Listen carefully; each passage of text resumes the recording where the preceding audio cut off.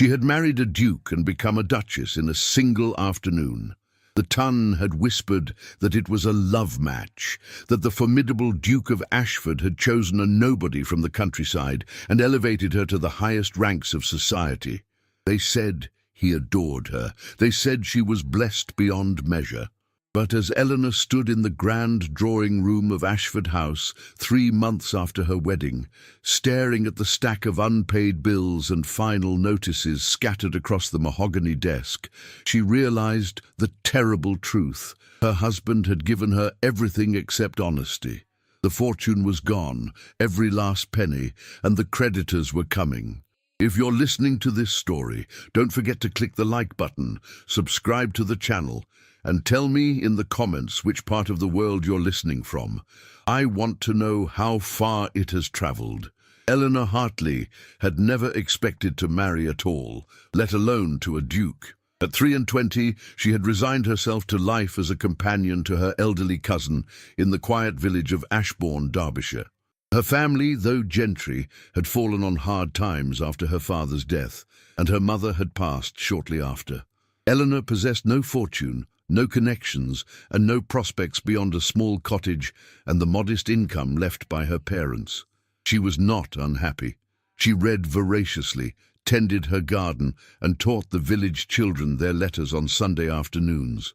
Her life was simple, predictable, and safe, until the Duke of Ashford arrived. He had come to Derbyshire to inspect an estate he had recently inherited, a minor property on the outskirts of Ashbourne. Eleanor first encountered him when his carriage broke a wheel on the narrow lane near her cottage. She had been returning from the village with a basket of bread when she saw the magnificent black equipage tilted at an awkward angle, the coachman cursing under his breath. A gentleman emerged from the carriage, tall and striking, with dark hair and eyes the colour of storm clouds. He was dressed impeccably in a coat of deep blue superfine, his cravat tied with mathematical precision. He surveyed the broken wheel with an expression of mild irritation. Eleanor approached cautiously. "May I be of assistance, sir?" He turned, and for a moment his expression softened. "I doubt it, unless you happen to have a spare wheel concealed beneath that charming bonnet." She smiled despite herself.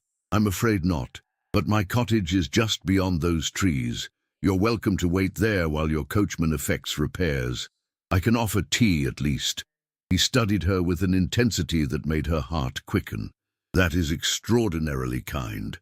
I accept." She learned his identity over tea in her small parlour.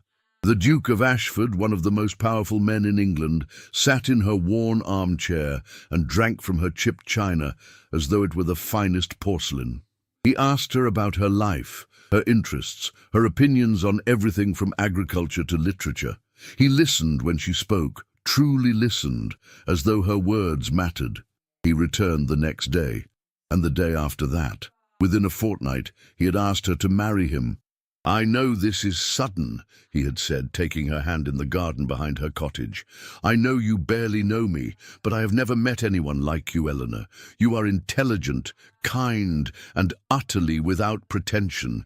You see the world clearly. I need that. I need you." She had been stunned, overwhelmed and terrified, but when she looked into his eyes, she saw something that looked like genuine feeling. "Why me?" she had whispered. "You could have anyone.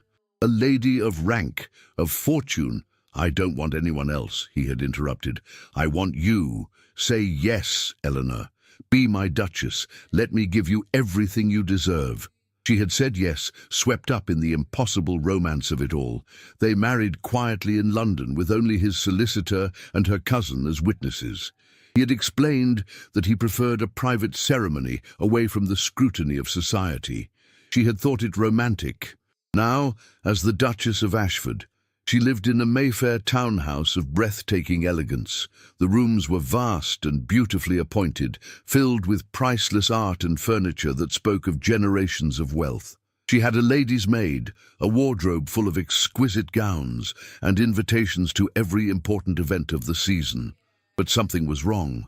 Her husband, whom she had come to love deeply in their brief courtship and marriage, was distant. He disappeared for hours, sometimes entire days, offering vague explanations about business with his solicitors or meetings with his steward. When he was home, he was affectionate but preoccupied, his mind clearly elsewhere.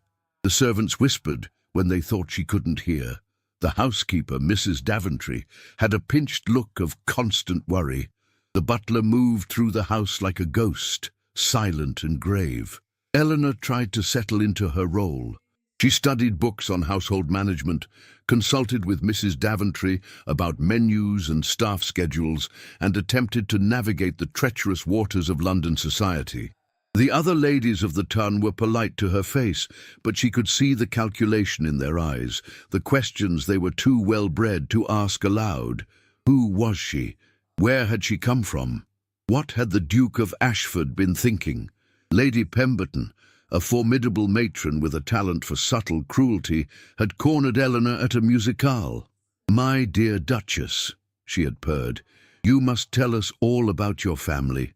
The Hartleys of Derbyshire, was it? I confess I'm not familiar with the name." Eleanor had felt her cheeks flush. "We are a quiet family, Lady Pemberton. My father was a gentleman of modest means."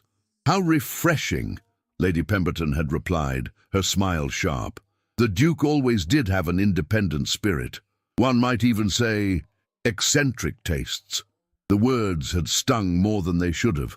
Eleanor was acutely aware of her position, balanced precariously between two worlds, too elevated for her old life, not elevated enough for her new one.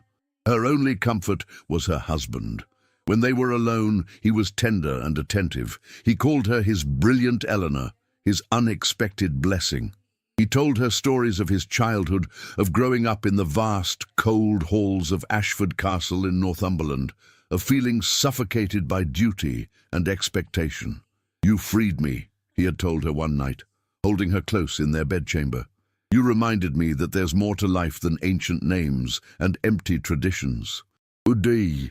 But even in those intimate moments, she sensed something held back, some weight he carried that he would not share. 3 months into their marriage, Eleanor decided to take a more active role in household management. Mrs. Daventry had been managing everything, but Eleanor wanted to understand the workings of her new home. She asked to review the household accounts. Mrs. Daventry had gone pale. "Your Grace, perhaps it would be better to wait until His Grace returns." "I am the Duchess of Ashford," Eleanor had said gently but firmly. "I should understand how this household operates. Please bring me the accounts." The housekeeper had hesitated, then nodded stiffly. "As you wish, Your Grace." That was how Eleanor found herself alone in the study, staring at the evidence of disaster. The household accounts were a mess of unpaid bills and urgent notices. Tradesmen demanding payment for goods delivered months ago, a dressmaker threatening legal action, the coal merchant refusing further credit, and beneath it all, a letter from the Duke's solicitor marked urgent and confidential. Her hands trembled as she broke the seal and read. The Duke of Ashford was bankrupt. The fortune was gone, lost through a combination of poor investments, embezzlement by a trusted steward, and the catastrophic failure of a shipping venture. The townhouse would be seized within the month. The estate in Northumberland was already heavily mortgaged. There was nothing left. Eleanor sat in the growing darkness as the full weight of her situation settled over her. Her husband had married her, knowing he had nothing to offer. He had given her a title, a beautiful lie, and a future built on sand. The door opened, and Ashford stood in the threshold, his face drawn with exhaustion. He saw the papers scattered across the desk, saw her expression, and went very still. "Eleanor, why didn't you tell me?" Her voice was barely a whisper. He closed the door behind him and moved slowly into the room. "Because I was a coward. Because I couldn't bear to see the disappointment in your eyes. You thought it was better to let me discover it like this. I thought I could fix it." He ran a hand through his dark hair, destroying its careful arrangement. "I've been trying, Eleanor. I've been meeting with bankers, investors, anyone who might extend credit or buy the remaining properties. I thought if I could just solve it, before you ever had to know..." But you can't solve it, can you? She stood, the papers crackling beneath her hands. This is beyond repair. He met her gaze, and for the first time she saw him completely stripped of his ducal bearing, vulnerable and afraid. Yes, it's beyond repair. We're ruined, Eleanor, and I've dragged you down with me. I'm so profoundly sorry. The apology hung in the air between them as night fell completely outside the windows of Ashford House, and Eleanor realized that her fairy tale marriage had been built on a foundation of desperation and secrets. The crash came swiftly and brutally. Within a week of Eleanor's discovery, the creditors descended like vultures. The bailiffs arrived at Ashford House at dawn, armed with court orders and grim efficiency. Eleanor watched from the upstairs window as her husband met them at the door, his shoulders squared but his face ashen. The ton, of course, was delighted. A duke's fall from grace was the most delicious scandal in a generation. The drawing rooms of Mayfair buzzed with gossip. Lady Pemberton held court at every social gathering, her voice dripping with false sympathy as she recounted every sordid detail. Absolutely destitute, my dears. They say the Duke gambled away the family fortune on some mad shipping scheme, and that poor creature he married, imagine, she thought she was becoming a duchess, and instead she's nothing but the wife of a pauper with a title. Eleanor learned to hold her head high as she walked through the ruins of her brief ascent into society. She accompanied Ashford to meetings with solicitors and creditors, refusing to hide away in shame. If they were to fall, she would fall beside him. But nothing prepared her for the final humiliation. Lord Victor Ashford, the Duke's cousin and heir presumptive, had been circling like a shark since the bankruptcy became public knowledge. He was everything Eleanor disliked: vain, cruel, and transparently ambitious. He had always resented Ashford's position, and now he saw his opportunity. Victor called a meeting of the family at the Ashford townhouse, or what remained of it. The furniture was gone, sold to pay the most pressing debts. The paintings had been taken down, leaving pale rectangles on the walls like ghosts. Eleanor and the Duke sat in the empty drawing room on 2 remaining chairs, while Victor stood before them like a prosecutor. "This is a disgrace to the Ashford name," Victor announced, his voice ringing with theatrical indignation. "The title may be yours, cousin, but you've destroyed everything that came with it. The estates, the fortune, the reputation, all gone." "I'm aware, Victor," Ashford said quietly. "You needn't enumerate my failures." "Oh, but I think I must." Victor's gaze slid to Eleanor, cold and contemptuous. "Especially since you compounded your foolishness by contracting a marriage to a woman of no fortune and no family. Tell me, was this your grand plan? To marry a penniless nobody in the hope that love would somehow pay your creditors?" Eleanor felt the blood drain from her face. Ashford rose from his chair, fury sparking in his eyes. "You will not speak to my wife in that manner." "Your wife?" Victor sneered. "A duchess in name only, married to a duke with nothing but debts and delusions. The whole of London is laughing at you both. They're calling her the bankrupt's bride. Did you know that?" The words struck like physical blows. Eleanor had heard the whispers, seen the smirks, but hearing it stated so boldly was devastating. She forced herself to meet Victor's gaze without flinching. "If they wish to laugh, let them," she said, her voice steadier than she felt. "I married your cousin for love, not fortune. That's more than most of your set can claim." Victor's smile was poisonous. How noble, how touching, and how utterly worthless. "Love doesn't pay bills, Your Grace. Love doesn't restore a destroyed reputation. You've shackled yourself to a sinking ship." "That's enough." Ashford stepped between them. "State your business and leave." "My business is simple." Victor drew a folded document from his coat. "Sign this. It transfers the remaining unentailed properties to me in exchange for assuming the outstanding debts. It's the only way to keep you out of debtor's prison, cousin."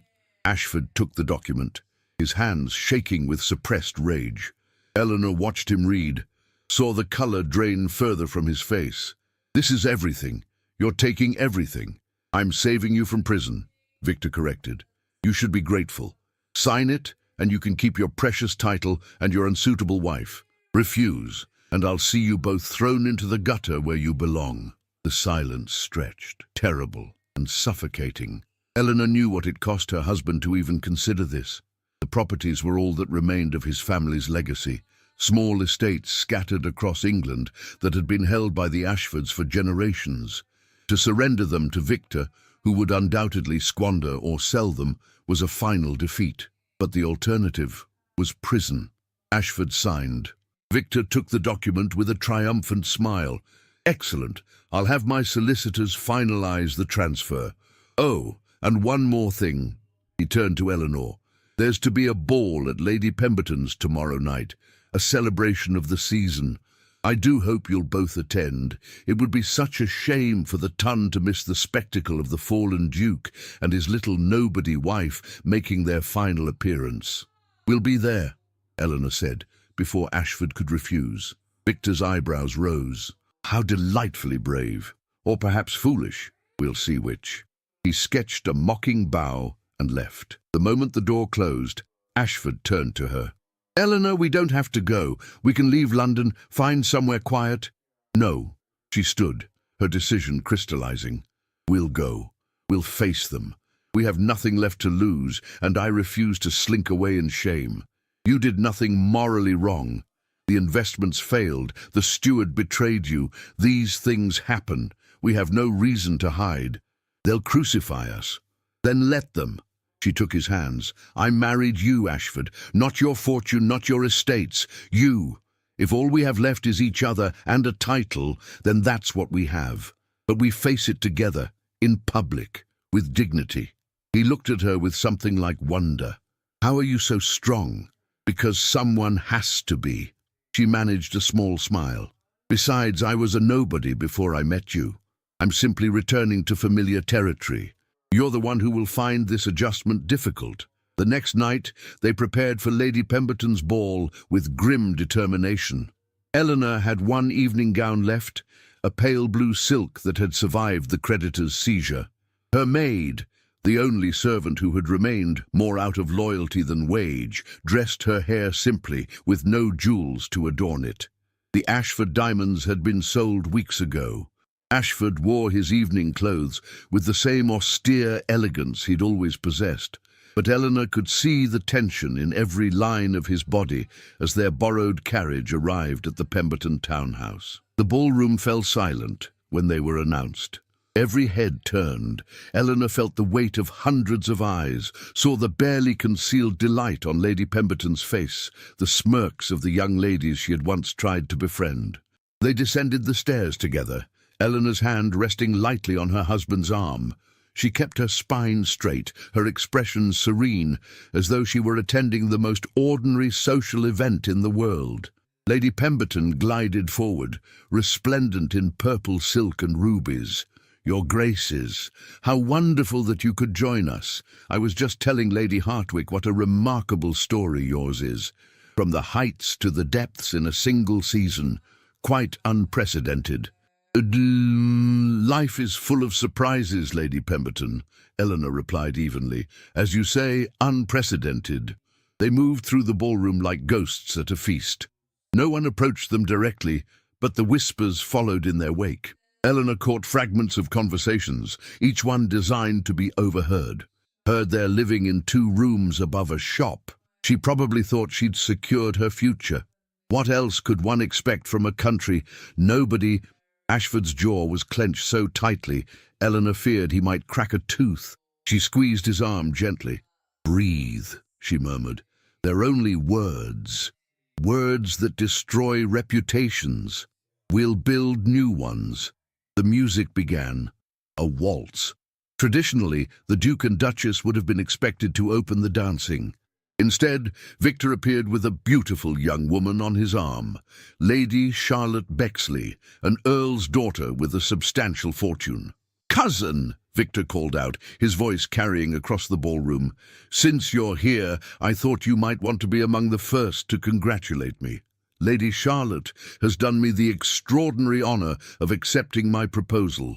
We'll be married in the autumn at Ashford Castle." The blow landed precisely as Victor intended. Ashford Castle, the family seat, which should have been Ashford's, but was now mortgaged to Victor through the document signed the previous day. Eleanor felt her husband flinch beside her. Charlotte smiled, a pretty, vapid expression. "I'm so excited to become part of the Ashford family. Victor has promised to restore the castle to its former glory. It's been rather neglected, I understand." The implication was clear. Ashford had failed where Victor would succeed. The ballroom waited for a response, for some sign of the fallen duke's reaction to this final insult. Eleanor stepped forward before her husband could speak. "Congratulations, Lord Victor, Lady Charlotte. I'm sure you'll be very happy. Ashford Castle is a beautiful place. Cold and draughty in the winter, of course, and the east wing is said to be haunted, but I'm sure you'll manage." A ripple of surprised laughter ran through the crowd. Victor's smile faltered. "How droll, Your Grace." "I do try." Eleanor turned to the assembly, her voice clear and steady. "My husband and I wish to thank Lady Pemberton for her hospitality tonight. This will indeed be our last appearance of the season, as we'll be leaving London. We've had quite enough of town life." She looked directly at Lady Pemberton. "The air here has become rather stale." With that, she curtsied to their hostess, took Ashford's arm, and walked out of the ballroom with her head high. They didn't look back at the stunned faces, the whispers that erupted in their wake. In the carriage, Ashford finally released the breath he'd been holding. "Eleanor, don't." She was shaking now, the adrenaline draining away. "Don't say anything until we're home. I need to stay strong for just a few minutes more." He pulled her close, and she pressed her face against his shoulder, feeling the tears finally come.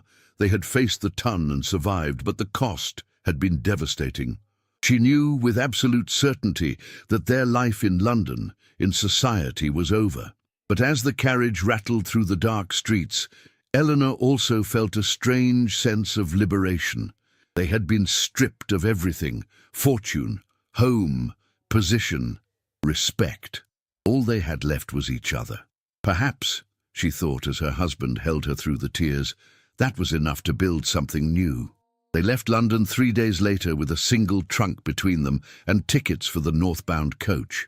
Ashford had a second cousin, Lady Margaret Thornbury, who lived in York, a widow of independent means and formidable character, who had written immediately upon hearing of their troubles.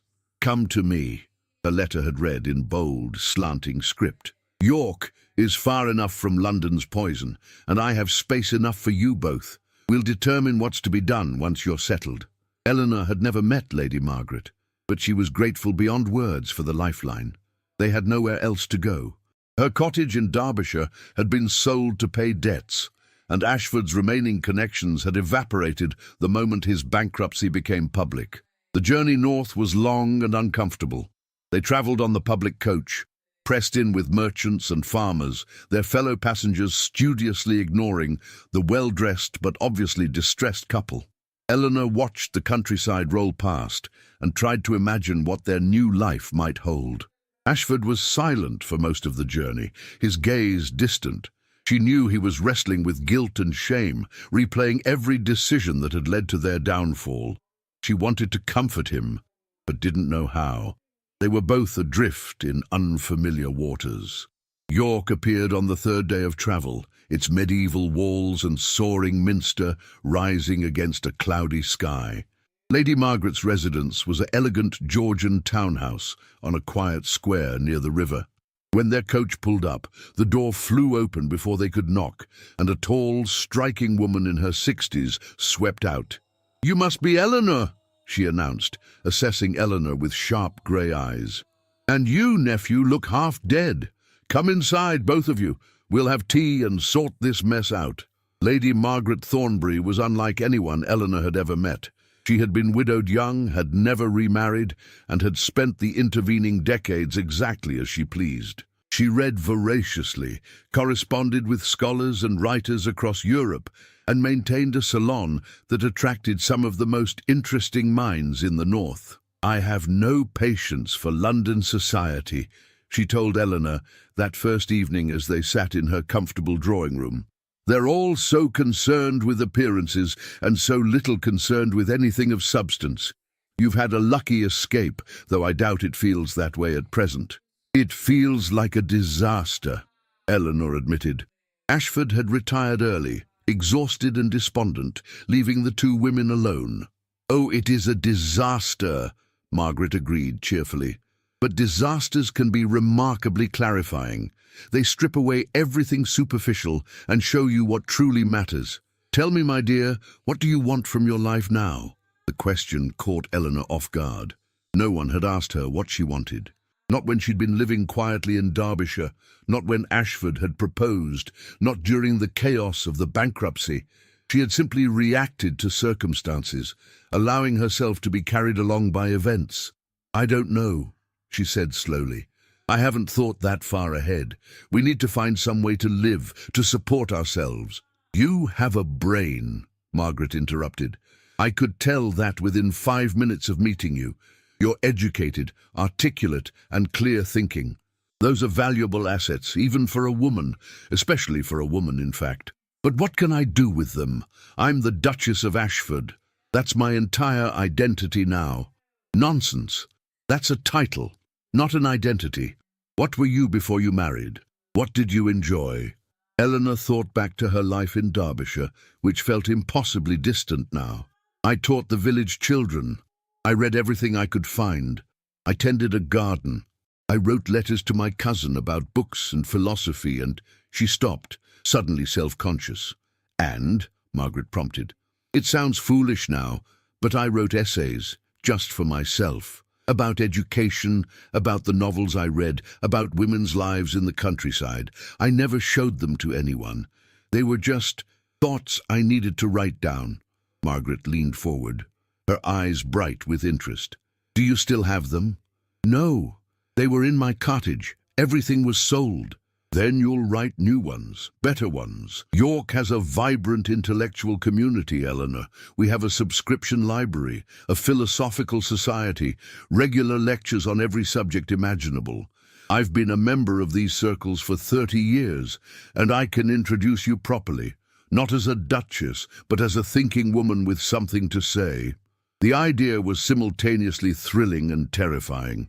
I couldn't. I'm not a scholar.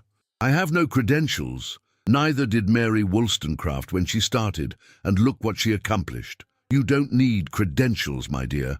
You need courage and something worth saying. Margaret paused, studying Eleanor's face. But I won't push you. You've been through an ordeal. Rest, recover, and we'll see what develops.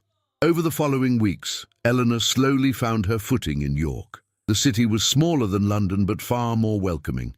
Lady Margaret's circle accepted Eleanor without question, treating her as Margaret's protégée rather than a scandalous duchess from a bankrupt family. Eleanor attended lectures at the subscription library, where scholars and enthusiasts gathered to discuss everything from agricultural improvements to poetry. She was fascinated by the diversity of ideas and the egalitarian spirit of the discussions. Here, a well-reasoned argument mattered more than a title. Ashford, however, struggled to adapt. He attended some of Margaret's gatherings, but remained largely silent, unable to shake the weight of his failure. He spent hours walking alone by the river or sitting in Margaret's library, staring at books he didn't read. Eleanor's heart ached for him, but she didn't know how to reach him. He had defined himself entirely by his role as Duke, as the guardian of his family's legacy. Without that, he seemed lost. It was at one of Margaret's salons that Eleanor met Dr. Simon Blackwood. The salon was focused on educational reform, a subject close to Eleanor's heart. Dr. Blackwood was a physician who had recently returned from Edinburgh, where he had been studying new approaches to public health and education for the poor. He was perhaps 40, with greying temples and an earnest, intelligent manner. He spoke passionately about the need for universal education, for teaching critical thinking rather than rote memorization. Eleanor found herself nodding along, then raising her hand to contribute her own observations from teaching in Derbyshire. I found that the children learned best when the lessons connected to their daily lives, she said. Teaching them to read using the Bible was all well and good, but they became truly engaged when we read about agriculture or local history, subjects that mattered to their families. Dr. Blackwood's face lit up. Precisely. Education must be relevant, practical, and engaging. Too often, we teach as though children are empty vessels to be filled rather than minds to be sparked. He looked at Eleanor with open curiosity. Have you written about your experiences teaching? I'd very much like to read your thoughts.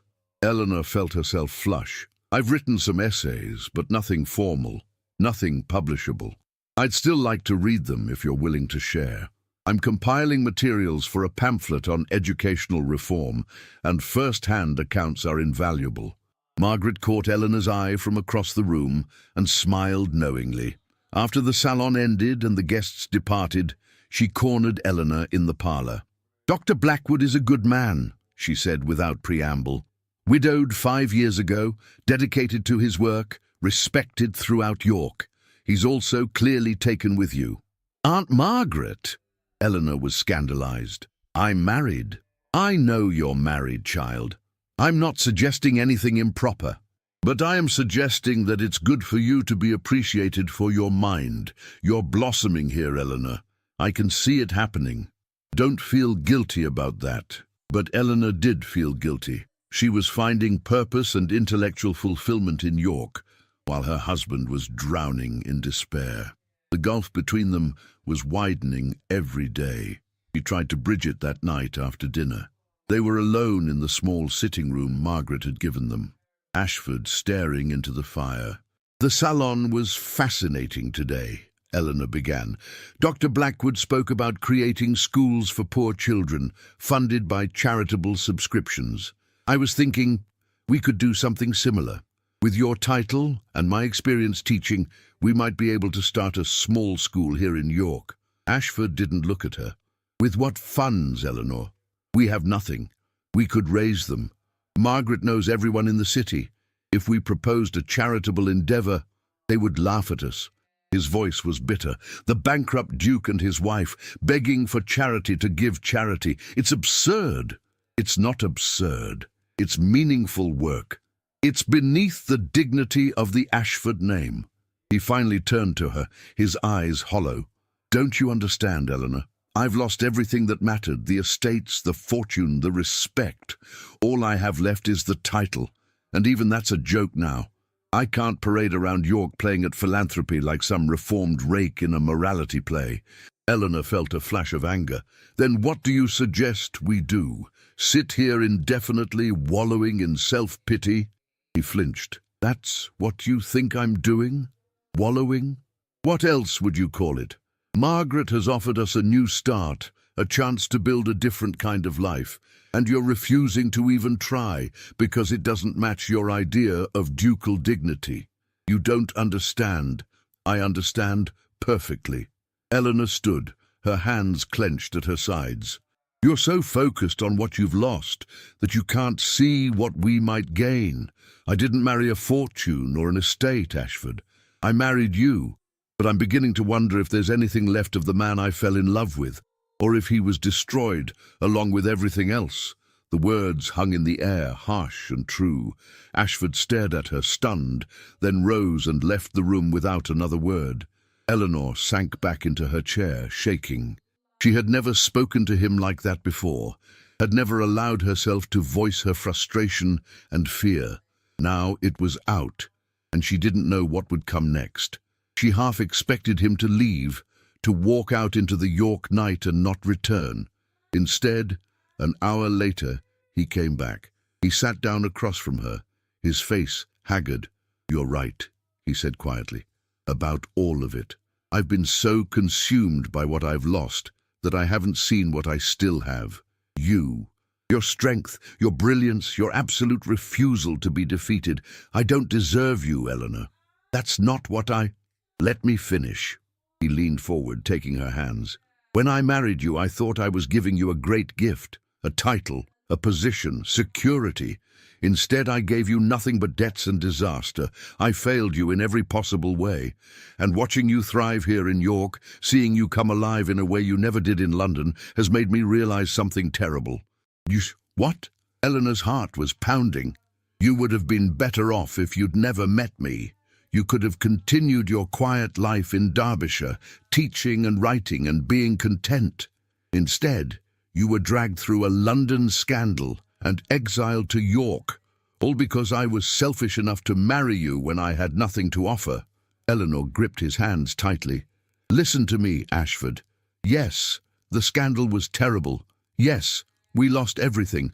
But I don't regret marrying you. Not for a single moment. Do you know why? He shook his head, his eyes bright with unshed tears. Because you saw me. In Derbyshire, I was invisible, a spinster, a charity case, a woman whose life was already over. You looked at me and saw someone worth choosing, worth loving. That gift is more valuable than any fortune. And I refuse to let you believe that our marriage was a mistake simply because circumstances turned against us. He pulled her close, and she felt his tears against her hair. I love you, he whispered. I don't know how to be anything other than what I was, but I love you. That's the only thing I'm certain of anymore. Then we'll figure out the rest together, Eleanor replied. No more isolation, no more despair. We face this as partners, agreed. Agreed. It wasn't a perfect resolution, Eleanor knew. Ashford still struggled with his loss of identity, and she still chafed at the limitations of her position. But it was a beginning, a tentative step toward building something new from the ruins of their old life. And when Dr. Blackwood asked her, a week later, if she would consider contributing an essay to his educational pamphlet, Eleanor agreed. She wrote about teaching children from poor families, about the hunger for knowledge she had seen in young eyes, about the transformative power of education. The essay was published under the initials E.A., Eleanor Ashford, and attracted attention from reformers across the North. It was the first time Eleanor had ever seen her own thoughts in print, and the feeling was intoxicating. Perhaps, she thought as she read her published words, there was life after disaster after all. Perhaps she could be more than just a duchess with a disgraced name.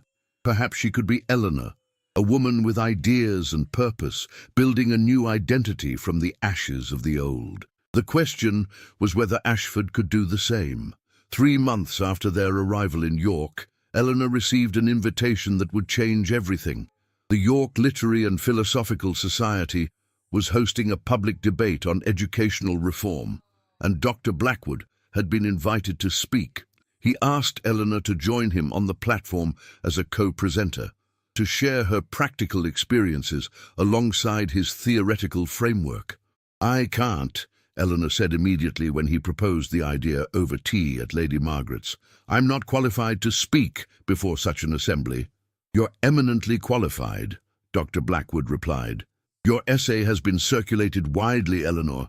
People want to hear more from you. The Society specifically requested your presence.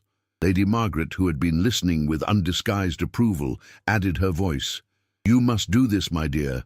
It's an extraordinary opportunity. But Eleanor paused, unsure how to articulate her hesitation. She was the Duchess of Ashford, a scandalous figure whose very name invited mockery.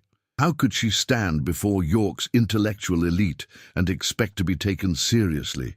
You're brilliant, Margaret finished for her. That's what you are. Yes, you're also a duchess with a complicated history, but that's not all you are, Eleanor. You're a thinker, a writer, and an educator. Stop hiding behind your husband's misfortunes and step into your own light. The words struck home. Eleanor realized that she had been doing exactly that, defining herself by Ashford's failure rather than by her own potential. It was time to change that. She accepted the invitation. Ashford's reaction was complicated.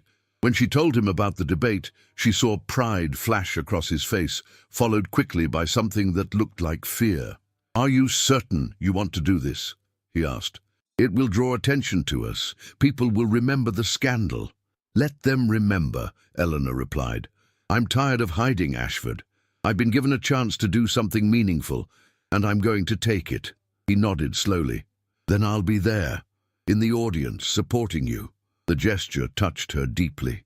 Ashford had barely left Margaret's house since their arrival in York, too ashamed to face society even in this smaller, kinder city. For him to attend a public event was an act of courage. The debate was scheduled for a Thursday evening in early summer. The Philosophical Society's lecture hall was packed, every seat filled with scholars, reformers, and curious citizens. Eleanor stood backstage with Dr. Blackwood, her heart racing as she listened to the murmur of the crowd. "Nervous?" Dr. Blackwood asked kindly. "Terrified," Eleanor admitted. "Good. That means you care about what you're going to say. Channel that energy into your words, and you'll be magnificent." When they were introduced and walked onto the platform, Eleanor scanned the audience and found Ashford immediately. He was seated in the middle row, his posture rigid with tension, but his gaze fixed on her with absolute focus. Lady Margaret sat beside him, beaming with pride. And then Eleanor saw others she recognized, faces from London, from the world she thought she'd left behind. Victor Ashford sat in the back row, his expression one of mocking curiosity. Beside him was Lady Charlotte Bexley, now Lady Charlotte Ashford, her pretty face arranged in a look of amused condescension. What were they doing in York? Eleanor felt a moment of panic, then forcibly steadied herself. She had prepared for this. She had something important to say. Victor and Charlotte's presence didn't change that. Dr. Blackwood spoke first, outlining the philosophical and medical arguments for educational reform. He was articulate and passionate, and the audience listened with clear interest. Then it was Eleanor's turn. She began with a story. A specific child from Derbyshire, a boy named Tom, who had been considered slow-witted by everyone in the village. Eleanor had worked with him patiently, discovering that he couldn't read traditional primers, but could absorb information through practical demonstration. She had taught him to read using agricultural manuals and mathematical principles through farm measurements. Within a year, Tom had surpassed many of his peers. The problem, Eleanor said, her voice gaining confidence, was not Tom's capacity for learning. It was our capacity for teaching. We assume that all children learn the same way, that a single method should work for everyone. But children are individuals, with different strengths and interests. If we want universal education to succeed, we must be willing to adapt our methods to the child, not force the child to adapt to rigid methods. She went on, weaving together theory and practice, citing examples from her own experience and connecting them to the broader principles Dr. Blackwood had outlined. She spoke about the barriers poor children faced, the need to work, the lack of books, the societal assumption that education was wasted on those of lower stations. "But I've seen what happens when you give a child the tools to think," she concluded. "I've watched minds awaken, potential flourish. Every child we fail to educate is a loss not just to that individual, but to society as a whole. We cannot afford to waste human potential because of outdated assumptions about class and capacity." The applause was thunderous. Eleanor stood on the platform, stunned by the response. People were standing, clapping with genuine enthusiasm. Dr. Blackwood was grinning at her, and in the audience, Lady Margaret was wiping tears from her eyes. Ashford was standing as well, his face transformed with pride and something else. Hope, perhaps, or a recognition that his wife had just accomplished something remarkable.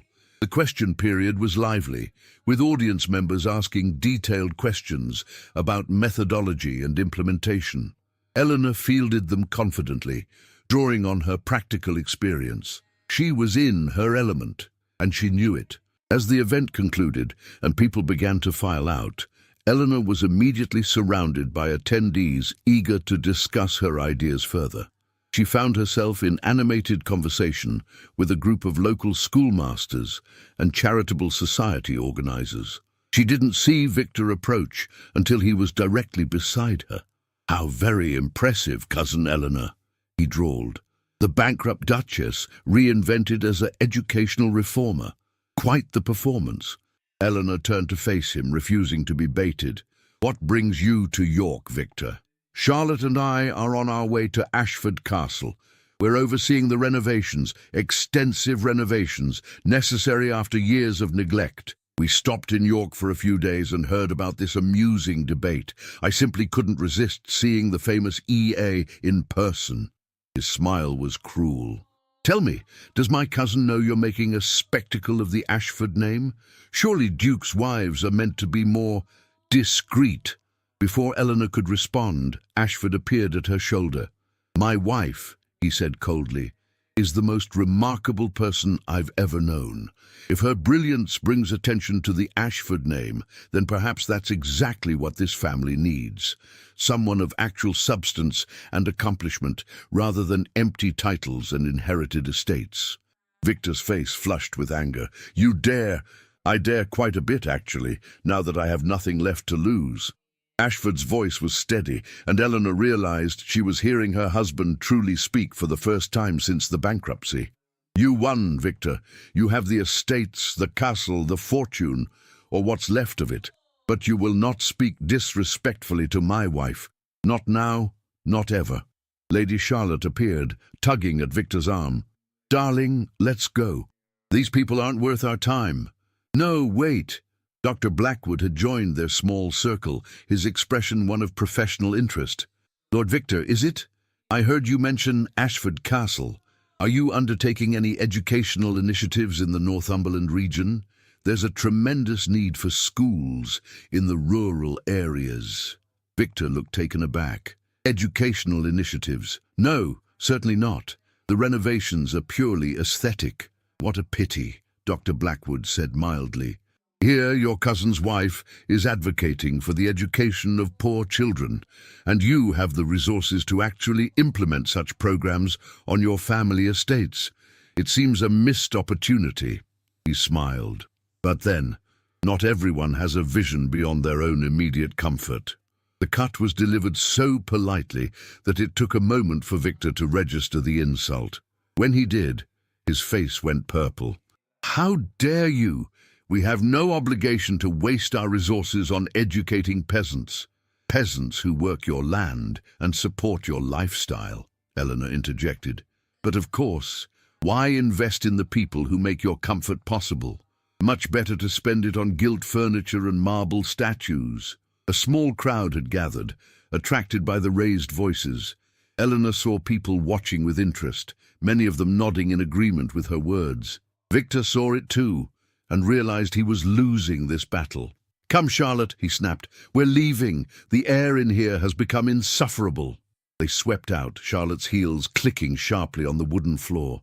As they departed, Eleanor heard murmurs from the assembled crowd, murmurs of disapproval directed at Victor, not at her. Dr. Blackwood chuckled. Well, that was illuminating. Is he always so charmingly arrogant? Unfortunately, yes, Ashford replied. Then, to Eleanor's surprise, he extended his hand to Dr. Blackwood. Thank you for your defense of my wife, sir, and for giving her this opportunity to share her ideas. I'm deeply grateful. Dr. Blackwood shook his hand warmly. Your wife is exceptional, Your Grace. It's been my privilege to work with her. In fact, I have a proposition if you're both interested. They adjourned to a nearby coffee house where Dr. Blackwood outlined his idea. He had received a commission to establish a model school in York, funded by a wealthy merchant's charitable trust. He wanted Eleanor to help design the curriculum and potentially teach at the school once it opened. It would be paid work, he explained. Not a substantial salary, but enough to provide independence, and it would give you the opportunity to put your theories into practice, Eleanor. Eleanor's heart soared. Real work, meaningful work, with compensation. She looked at Ashford, waiting for his reaction. He was quiet for a moment, and she saw the old shame flicker across his face. The knowledge that his wife would be working for wages, something no duchess should ever need to do. But then he squared his shoulders and met Eleanor's gaze. Take it, he said. If this is what you want, take it. You'll be brilliant. Are you certain? Eleanor asked quietly. I know this isn't. I'm certain. He took her hand. I've spent months mourning what we lost. It's time I started celebrating what we have. And what we have, Eleanor, is you. Your intelligence, your passion, your absolute refusal to be diminished by circumstances. If I can't give you a fortune, the least I can do is support you in building your own legacy." Eleanor felt tears prick her eyes. This was the man she had fallen in love with, the one who saw her true value. He had been buried under grief and shame, but he was still there. She accepted Dr. Blackwood's offer. Over the following weeks, Eleanor threw herself into planning the new school. She worked alongside Dr. Blackwood and a committee of York reformers, designing a curriculum that balanced practical skills with intellectual development. She visited the building that would house the school, imagining it filled with eager young students. Ashford, inspired by Eleanor's energy, began to emerge from his depression. He started attending Margaret's salons again, contributing to discussions. He took walks through York, relearning how to exist in the world without the armor of wealth and status. One evening he came home with an announcement. "I've been offered a position," he said, his tone a mixture of pride and self-consciousness. "A position?" Eleanor asked, setting down her pen. "With the York subscription library. They need someone to catalogue their collections and oversee acquisitions. It's not grand, but it's honest work, and I'm well suited to it. Years of managing my own library at least prepared me for something." Eleanor crossed the room and kissed him. "That's wonderful, truly." They were both working now, both building new identities beyond their titles and their past. It was humble, unglamorous, and nothing like the life they had expected, but it was theirs, earned through their own efforts. When Victor's wedding announcement appeared in the papers, a lavish ceremony at Ashford Castle, attended by every important family in the north, Eleanor felt no envy. She and Ashford were in York, working, learning, growing. They were building something real, something that couldn't be taken away by creditors or scandal. That, Eleanor thought as she finalized the curriculum for the first term of school, was the true measure of wealth. Not what you inherited, but what you created. The York Model School for Poor Children opened on a crisp autumn morning, 6 months after Eleanor's debate at the Philosophical Society. Eleanor stood at the door of the converted warehouse that now housed bright classrooms, watching as children and their parents arrived. She recognized the mixture of hope and skepticism in the parents' eyes. They had been promised free education for their children, with books and materials provided, but many had learned not to trust promises from their social betters. Eleanor greeted each family personally, learning names, asking questions, making the children feel welcome. By the time the first lesson began, she had 48 students ranging in age from 6 to 14, all eager and nervous in equal measure. Teaching at the school was challenging, exhausting, and profoundly fulfilling. Eleanor worked from early morning until evening, adapting her methods to the diverse needs of her students. Some had never held a book before. Others had taught themselves to read, using whatever scraps of printed material they could find. Dr. Blackwood visited regularly, observing Eleanor's techniques and incorporating them into the educational pamphlets he continued to publish. Their working relationship deepened into genuine friendship based on mutual respect and shared passion for their work. Ashford, meanwhile, had found unexpected satisfaction in his library position. He discovered that he had a talent for organization and a genuine love of connecting readers with books. He was no longer the Duke of Ashford, powerful landowner and master of vast estates. He was simply Ashford, librarian and husband to a remarkable woman. One evening in late autumn, they received an unexpected visitor. Lady Margaret announced that a guest had arrived and wished to speak with them both. Eleanor and Ashford exchanged puzzled glances. They received few visitors and went to the drawing room. A well-dressed gentleman in his 50s rose to greet them. "Your Grace," he said, bowing to Ashford. "Your Grace," to Eleanor. "I apologize for the intrusion. My name is Thomas Whitaker. I'm an attorney from London, representing the estate of your late steward, Mr. Gerald Pemberton." Ashford went still, Pemberton was the man whose embezzlement had contributed significantly to the bankruptcy. Pemberton is dead? He is. He died 3 months ago in Edinburgh, where he had fled after your financial collapse. But before his death, he wrote a detailed confession and made arrangements to return certain items. Whitaker opened his leather case and withdrew a sheaf of papers and a small velvet pouch. "I don't understand," Ashford said. "Mr. Pemberton stole approximately £15,000 from your estate through various schemes and falsified accounts," Whitaker explained. "He invested that money in shipping ventures, ironically the same ventures he convinced you to invest in, though he carefully hid his own involvement. Those ventures eventually succeeded, quite spectacularly, in fact." Eleanor felt her heart begin to race. Succeeded? The ships returned with valuable cargo, tripling the initial investment.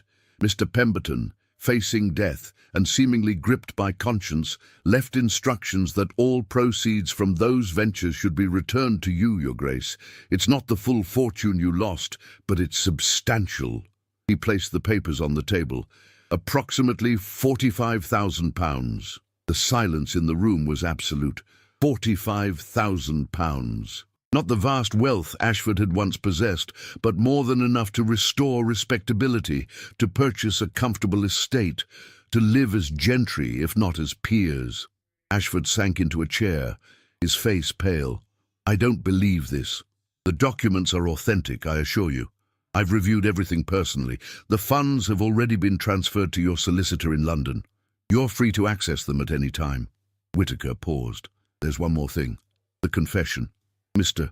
Pemberton detailed exactly how he manipulated your accounts, how he encouraged you to make investments that he knew were risky while he profited from your losses. He wanted you to know that the financial collapse was not due to your poor judgment or mismanagement. You were systematically deceived by someone you trusted." Eleanor watched her husband absorb this information. For months, Ashford had blamed himself for the bankruptcy, convinced that his own foolishness had destroyed everything.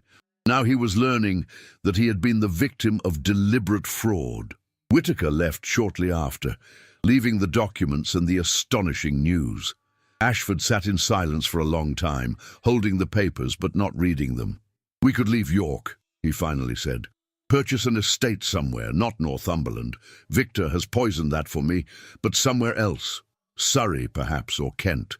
We could live comfortably, entertain, resume something like our old life." Eleanor sat beside him. "Is that what you want?" "I don't know." He looked at her, his expression troubled. 6 months ago, I would have said yes without hesitation. But now, Eleanor, I've been happy here. Truly happy. Perhaps for the first time in my life. I'm not a duke playing at being a librarian. I'm just a man doing work that matters to him, married to a woman who inspires me daily.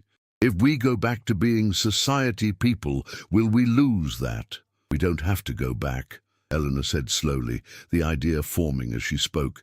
"We could use this money differently, stay in York but establish ourselves more permanently, purchase a house of our own, expand the school.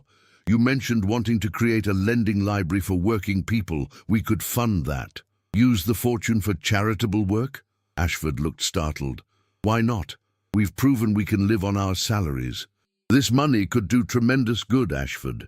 We could fund schools across the north, establish libraries, support other reformers. We could create the kind of legacy that actually matters, not just inherited estates and empty titles." He stared at her, then slowly began to smile, a real smile, unforced and genuine. "Do you know what I love most about you, Eleanor?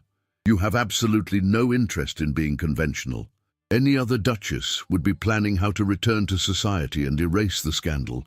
You're planning how to be a better educator. Is that a yes?" "That's a resounding yes." He pulled her close. "We'll do this together. Build something meaningful. I can't think of anything I'd rather do." They spent the next weeks planning how to deploy their unexpected wealth. They purchased a comfortable house on the outskirts of York, large enough for them and for Lady Margaret, who gleefully agreed to join their household. They established a charitable trust to fund educational initiatives, with Dr. Blackwood and several York reformers serving as trustees alongside themselves. The news of their restored fortune reached London, of course. It spread through the Tun like wildfire, generating fresh gossip. The bankrupt Duke was suddenly wealthy again. What would he do? Return to society? Seek revenge on those who had scorned him? Victor heard, naturally. He sent a stiffly worded letter suggesting that, given Ashford's restored fortunes, perhaps the transferred properties might be returned to the family's rightful heir. Ashford's reply was brief. The properties were legally transferred in settlement of debts. They are now yours to manage. I trust you will do better than I did. I have no interest in revisiting the past. Lady Pemberton sent a letter as well, a saccharine note suggesting that past unpleasantness might be forgotten and that the Duke and Duchess would be most welcome at her Christmas ball. Eleanor burned it in the fireplace without showing it to Ashford. They had no interest in London forgiveness. They had built a new life in York, surrounded by people who valued them for their ideas and actions rather than their titles and wealth. Why would they give that up to return to a world of shallow relationships and constant judgment? There was one piece of unfinished business, however. The cottage in Derbyshire where Eleanor had lived, where she and Ashford had first met, had been sold to a merchant family during the bankruptcy.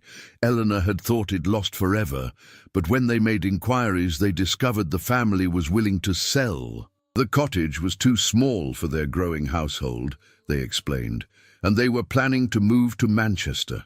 Ashford purchased it immediately and deeded it to Eleanor. "It's yours," he said as they stood together in the familiar garden, now overgrown but still beautiful.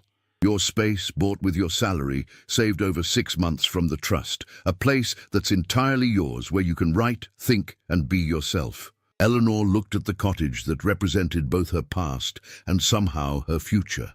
She had been so young when she lived here, so limited in her understanding of what life might offer. She had thought herself fortunate to have this small space, and her books and her quiet existence. She was fortunate, she realized, not because of the cottage or the books, or even the quiet, but because she had learned who she truly was. The bankruptcy and scandal had stripped away all pretense, all social expectations, and forced her to discover her own strength and purpose. "Thank you," she said, kissing her husband, "for this and for everything." "I gave you a title and hid the truth about our fortune," he replied, echoing the observation that had haunted them both. "I thought I was giving you a great gift, but it turned out to be a disaster. And yet somehow you transformed that disaster into something beautiful." "We transformed it," Eleanor corrected. "Together." They stood in the garden as autumn leaves fell around them, two people who had lost everything and discovered that they had actually lost very little that mattered. They had each other, their work, their purpose, and a future they were building with their own hands. It was, Eleanor thought, more than enough. 2 years after the restoration of their fortune, Eleanor stood before the York Philosophical Society once again, this time presenting the results of a comprehensive study on educational outcomes for poor children. The model school had become a template, with similar institutions opening in Leeds, Manchester and Newcastle, all funded by the Ashford Educational Trust. The lecture hall was even more packed than it had been for her first presentation. Educational reform had become a fashionable cause, and Eleanor was now recognized as one of its leading voices. She had published 3 pamphlets, all under her own name, and was in correspondence with reformers across Britain and the continent. As she presented her findings, hard data showing improved literacy rates, better employment outcomes, and stronger community ties among children who attended the model schools, she felt a profound sense of satisfaction. This work had real impact. These weren't abstract theories or fashionable charity projects. They were concrete changes in real children's lives. Ashford sat in the front row, as he always did when she spoke. He had become a fixture in York's intellectual community, known for his quiet scholarship and his fierce pride in his wife's accomplishments. The library he managed had expanded to include a lending section for working people, one of the first of its kind in the North. After the presentation, during the reception, Eleanor found herself surrounded by admirers and curious questioners. She was mid-conversation with a group of schoolmasters from Sheffield when she saw a familiar face across the room. Lady Charlotte Ashford stood near the door, looking uncomfortable and out of place in her elaborate London gown. She was alone, without Victor, and her pretty face was drawn with tension. Eleanor excused herself and crossed the room. "Lady Charlotte, this is unexpected." Charlotte, startled, then composed herself. "Your Grace, I came to speak with you, if you're willing." Eleanor studied her former antagonist. Charlotte looked older than her years, her eyes tired. "Shall we step outside? It's quieter in the garden." They walked out into the spring evening, the society's garden fragrant with early roses. Charlotte twisted her hands nervously, clearly struggling with what she wanted to say. "I came to apologize," she finally said, "for how I treated you in London and at that dreadful ball. I was cruel and I'm sorry." Eleanor was genuinely surprised. "What brought this on?" Charlotte laughed bitterly. "Marriage to Victor, mostly. Do you know what it's like being married to a man who inherited everything but earned nothing? Who spends money like water on frivolities while complaining about every penny I spend on anything meaningful? I can imagine." "No, you can't. Or rather, you could have if things had gone differently." Charlotte looked at Eleanor directly. "Victor is exactly what he appeared to be, vain, selfish, and utterly without substance. He hosts grand parties at Ashford Castle, but he does nothing for the tenants or the local community. He's renovated the public rooms while the workers' cottages fall apart. I've suggested educational initiatives, improvements to the estate farms, anything that might make a real difference, and he dismisses it all as wasteful sentiment." "Why are you telling me this?" "Because I've been reading your pamphlets. Because I've heard about the schools you've established, the libraries, the real work you're doing. And I realize that you have everything I wanted, not the title or the wealth, but the purpose. The sense that your life matters." Charlotte's voice broke slightly.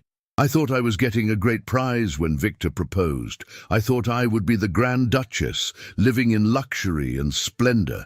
Instead, I'm trapped in a beautiful prison with a man I don't respect, doing nothing of consequence with my life." Eleanor felt an unexpected surge of sympathy. She remembered her own brief time as a society duchess, the suffocating emptiness of a life focused entirely on appearances and status. She had escaped that trap. Charlotte had walked willingly into it. "It's not too late," Eleanor said gently. "To find purpose, I mean. You have resources, Charlotte. Use them. Victor would never allow it. Then don't ask permission. Start small. Support a local school. Fund a library. Use your position to create change, the way Lady Margaret taught me to do." Charlotte looked skeptical, but thoughtful. Would you be willing to advise me? I know I have no right to ask after everything." "I'll help you," Eleanor interrupted, "not because you deserve it, but because the children who might benefit from your patronage deserve it. Write to me. We'll discuss possibilities." After Charlotte left, Eleanor stood alone in the garden, reflecting on the strangeness of the encounter. The woman who had mocked her at her lowest point was now asking for guidance. Life, Eleanor thought, had an ironic sense of humor. She returned to the reception to find Ashford in deep conversation with Dr. Blackwood and a visiting scholar from Edinburgh. When he saw her, his face lit up with that particular smile he reserved only for her. "There she is," he said, drawing her into the group, "the woman who's revolutionizing English education one school at a time." Eleanor laughed. "Hardly revolutionizing. I'm just trying to give children the opportunities they deserve." "Modest as always," Dr. Blackwood said warmly. "I've just been telling Professor MacLeod about your latest proposal, the teacher training program.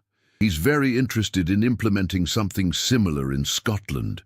They talked late into the evening, Eleanor sketching out ideas and plans, energized by the enthusiasm of her colleagues. This was her world now. Ideas, innovation, meaningful work. She belonged here in a way she had never belonged in London society. Later, as she and Ashford walked home through the quiet York streets, he took her hand. "Are you happy, Eleanor?"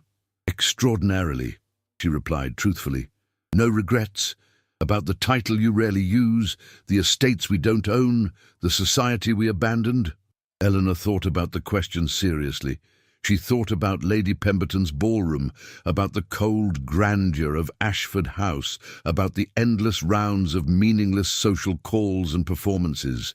Then she thought about her students, about the letters she received from parents whose children had learned to read, about the expanding network of schools bearing the Ashford name, a name now associated with education and reform rather than scandal and bankruptcy. "None," she said firmly. "That life would have been comfortable but empty. This life is challenging, sometimes difficult, but deeply meaningful. I know who I am now, Ashford. I'm not defined by your title or your fortune. I'm Eleanor Ashford, educator and reformer. That's more valuable to me than all the estates and jewels in England." "I love you," he said simply, "for your brilliance, your courage, and your absolute refusal to be anything other than yourself." "I love you for seeing that," Eleanor replied, "for giving me your heart and a title, and for being honest enough eventually to share the hardest truths. That honesty, even coming late, was a greater gift than any fortune." They reached their home, the comfortable house on the edge of York that had become the centre of their new life. Lady Margaret was waiting for them in the drawing room, tea already prepared. "Well?" she demanded. "How was the presentation? Was Charlotte there? I heard she was in town." Eleanor settled into her favourite chair and recounted the evening, including the surprising conversation with Charlotte. Margaret listened with her usual sharp attention. "The girl has possibilities," Margaret concluded. "She's shallow and foolish, but she's young. Perhaps marriage to that dreadful Victor will motivate her to become something more interesting." "That's rather optimistic, Aunt," Ashford said. But he was smiling. "I prefer to think of it as realistic. People can change, given the right circumstances and motivation. Look at you, nephew. 2 years ago you were wallowing in despair, convinced your life was over. Now you're a respected scholar and a successful librarian, married to the most remarkable woman in England." "The second most remarkable," Ashford corrected. "After you, of course." Margaret snorted. "Flattery will get you everywhere.